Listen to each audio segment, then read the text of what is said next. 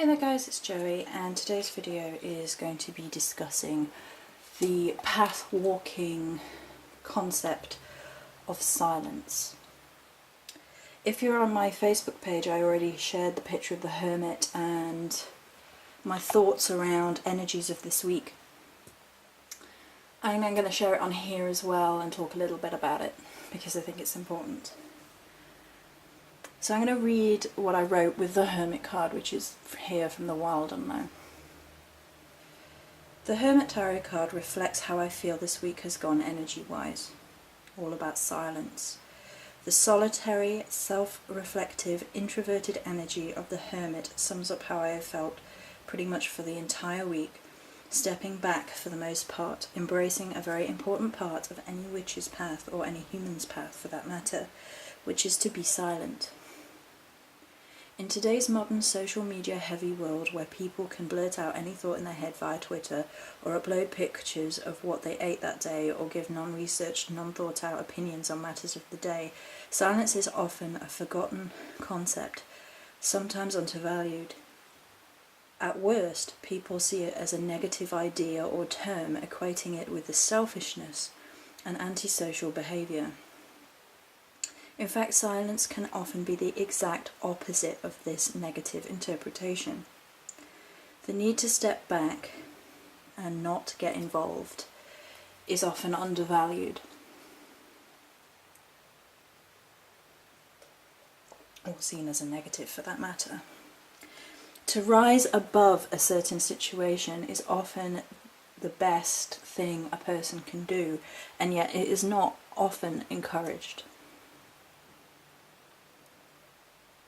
To not scream insult and abuse in a fit of anger, not point fingers, not mock, not judge or slight, but to step away from anything and everything that poisons your insides, your soul, your emotions.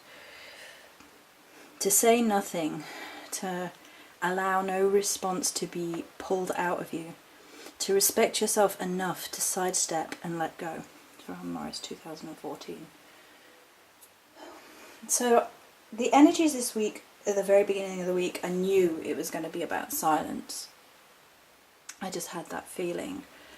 And it's actually sort of one of the four creeds of the witches, which is to be silent, which is often equally difficult and sort of looked down on, or as in a negative term.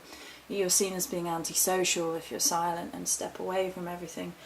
The idea of the spiritual person who retreats off into the world, or the introvert who is very guarded in their emotions and their relationships with people, is often treated with an amount of disdain.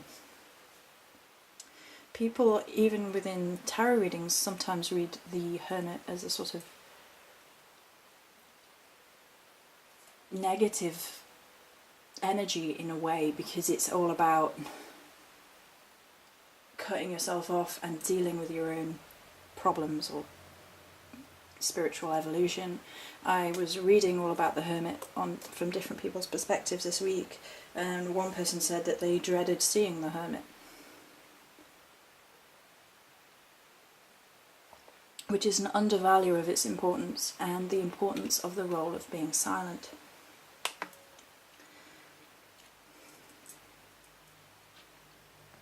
The role of silence can often be equated with sort of good manners, as well as personal, psychological and spiritual hygiene in a way.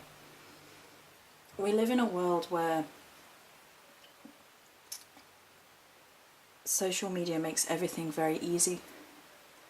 It's very easy to blurt out yourself in anger, or things via Twitter, and there's been even memes and things of stupidity, like via social media. There's a lot of that. There's also this great influx right now of an attack on feminism, which has also been prominent this week, which is a crying shame. And that's what I mean about non-thought out, non-researched opinion on stereotype, opinion on bias, opinion on the spoon-fed information given by powers that be in social media or the media at large. There's been a lot of propaganda against feminism in particular, and it kind of belittles what feminism is actually about. Now, the idea that there aren't extremists is wrong. There are extremists in every single walk of life who take something to its extreme and turn it into something hateful. There are people that will do that. But for the majority of feminists, what they want is equality. They want the rights to vote, the right to equal pay,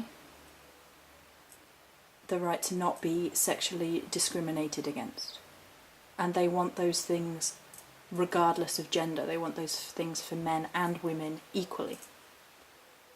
Now, are there extremists? Sure. But should you buy into what you're being spoon-fed? No. But that's kind of branching a little bit away from the idea of silence, because that's actually what happens when too much noise interferes with our thought process. So I guess it kind of circles back nicely.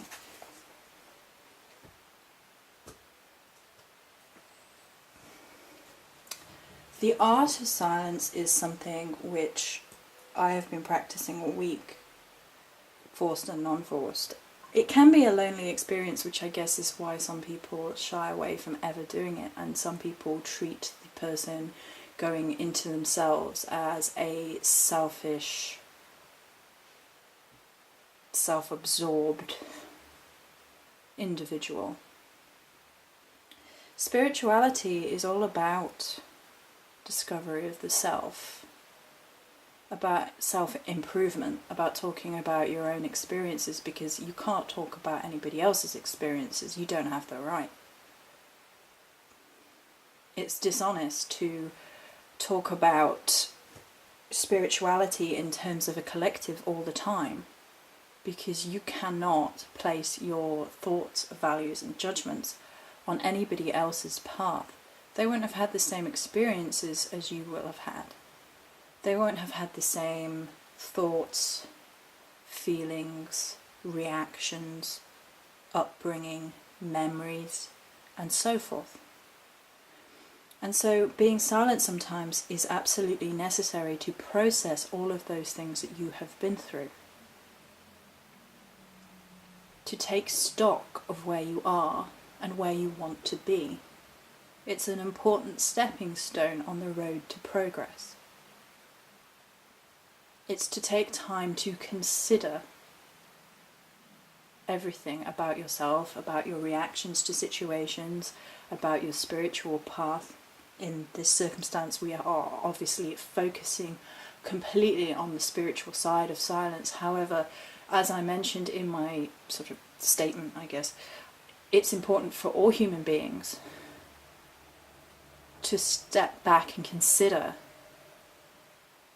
in silence where they are, where they want to be, why they react certain ways to certain things. Does that require work, counselling, therapy, self-work in other ways, healing work, however that may be addressed?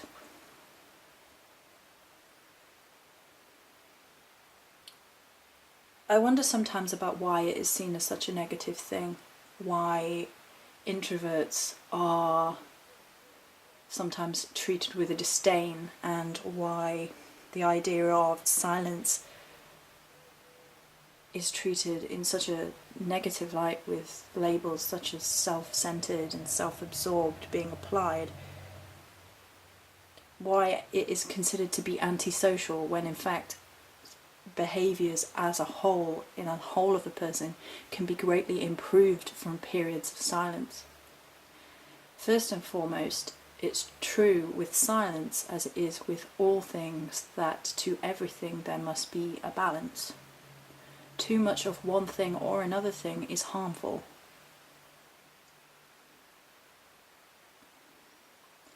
We're human beings, we must be equal parts. or try our best to be equal parts, because true balance is very difficult to obtain. We cannot be happy all the time, and nor should we seek to be happy all the time. We cannot be sad all the time, and shouldn't allow ourselves to be sad all the time. We cannot be proactive all the time, and should not seek to be proactive all the time. We should not be shut off all the time, and seek to be shut off all the time. Because all of these things are going to grate on our personal feelings, emotions, psyche, psychology, whatever you wish to term it. Probably all of these things. Imbalance in human emotion, reaction and feeling, and the mind, in terms of more logical basis, become unbalanced when we focus more on one thing than the other. Therefore, an amount of introspection, personal time away from everything, silence, is a perfectly natural, in my opinion, counterbalance to being outgoing, out in the world, socializing. I'm quite an introverted person, and therefore silence and things can come more easily to me, but on equal terms I know and am aware that I have to try and be more social, and I have to utilize the means of which this is available to me. In large part, social media does make these things easier for me, and I can talk to people whom I would otherwise never be able to talk to. There certainly is not a bashing of social media in all respects, because social media, just like anything else, can be used in balance for talking to people who you might not otherwise talk to, reaching out to people who you might not otherwise have any contact with, making friends all over the world who, just because you only speak to them or are only able to speak to them through social media, doesn't necessarily make them any more or any less of a friend. However, there is a tendency on social media to allow negative traits of behaviour to come to the forefront, particularly because of anonymity. And this is what I was talking about, not giving in to the negative sides of things, to not blurt out insults and abuse and finger pointing and mockery or judgment of other people based on a chink of what you see of them. You're not going to get on with everybody, and nor should you, but there are ways of dealing with that. And silence is probably the best way, because you are not allowing something which is harmful to you in one way or another to enter into your soul and to poison you, which is something I talk about a lot. And I understand it because it has happened to me.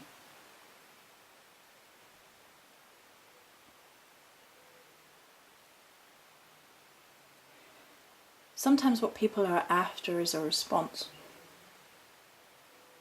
and you sort of justify their behaviour when you react in a certain way. Certain situations require speech, action, for certain. But one of the quotes I enjoy is, you don't have to show up to every argument you're invited to. Balance and response, balance of silence and response is something each human being needs to work on. Because if you rant and rave about everything, then the things that matter are no more important than the things that really don't.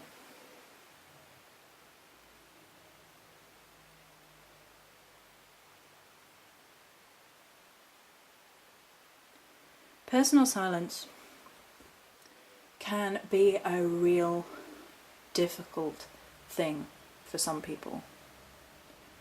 And it comes into the idea of self-worth, self-value and self-belief. Because people who cannot handle silence whatsoever basically cannot handle their own internal voice. To take a long, hard look at oneself, acknowledging the parts which aren't so great and need improvement. And perhaps not being able to acknowledge the parts of yourself which you are proud of. as if there was something wrong with that, as if that was self-absorption. There is nothing wrong with having a little self-belief and self-pride in balance.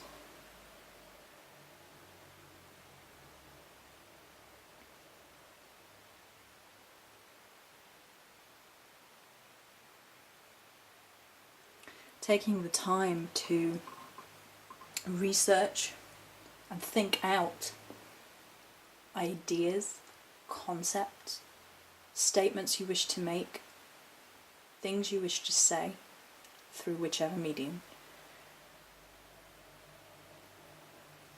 as well as journeying into the self through silence, all seem to be a very important part of anybody's path to me. It can be the difference between causing real problems for yourself and working through those things within yourself to better improve yourself along your path.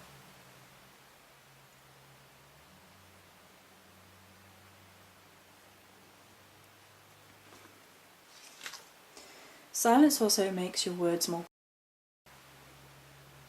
I've talked about the power of words before, how our words ring out into the universe and create a vibration that sets into motion something which cannot ever be taken back or undone. How the power of words is utilised by witches and others alike into spellcrafting, into intention and putting your intention out into the universe. Constant misuse of words is to reduce their effectiveness.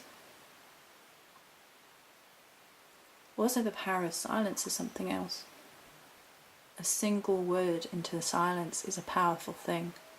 A single noise of, say, a bell rolling out, or a call of a crow, or a click of your fingers, amongst a silence otherwise of a spell, is an incredibly potent and powerful thing. It is the one noise in the silence. It becomes more for its singularity. It becomes more potent, more powerful. And if you do not discard your words all the time as if they are meaningless nothings to be thrown away, then the power behind your words becomes more potent. Silence is empowerment.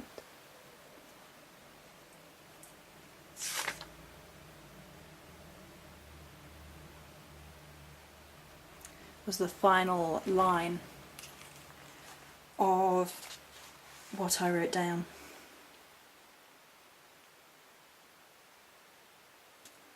I want people to think about that, as I have been thinking about that. I want to put that message out there.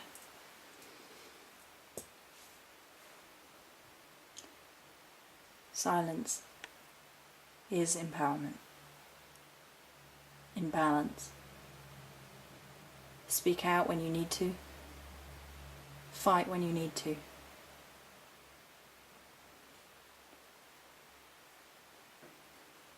This is nothing to say that we shall be silent because of fear.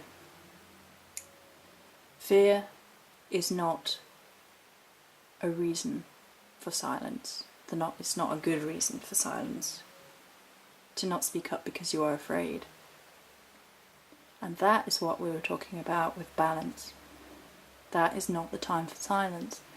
That is the time for steadfastness, to raise your shield, to be in defense of all you are, however you so wish to defend yourself. But silence can be empowerment if treated the correct way, however that may be for you. I can't tell you the correct times and reasons for silence for you, because as I said, it's not up to me to dictate the terms of anybody else's spiritual path, which is why I only talk about my own.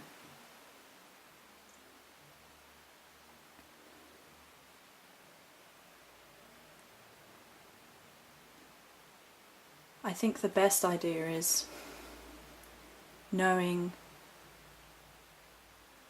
what situations to dignify with silence because they're not worth your words, or knowing what situations are worth your words and worth fighting for. Many blessings.